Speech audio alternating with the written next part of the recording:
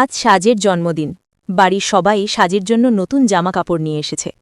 শুভলক্ষ্মী বলল, এ নাও, এটা পরো আজকের অনুষ্ঠানে। আমি নিশ্চিত এটা পরে তোমার খুব ভালো লাগবে। সাজ কিছুটা লজ্জায় হেসে বলল, ধন্যবাদ মা। কেশব আশ্চর্য হয়ে তাকাল। শুভলক্ষ্মী বুঝতে পারল কেশব এখনও পুরোপুরি প্রস্তুত নয়। আদি মৃদু হাসি দিয়ে বলল, দেখো ওর মুখটাই শুকিয়ে গেছে।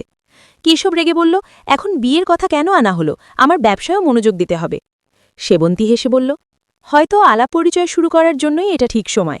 বিয়ের সিদ্ধান্ত এখন নয়, শুধু কথাবার্তা শুরু হোক। কেশব বিরক্তি নিয়ে মাথা নাড়ল। সাজ অল্প আতঙ্কিত মনে মনে ভাবল, কেশবের সঙ্গে আলাদা করে কথা বলতে হবে। মামুনি, আরিয়া বাড়িতে থমথমে চুপচাপ। আরিয়া নিজের মনে ঠিক করল, যতই ক্ষুধা থাকুক কেউ আমাকে বলবে না আমি বাইরে আসব না। শুভলক্ষ্মী আরিয়ার দিকে তাকিয়ে বলল, থাক, মেয়েটা ঘুমিয়েছে, আর ডাকব না, না হলে মাথা গরম হয়ে যাবে।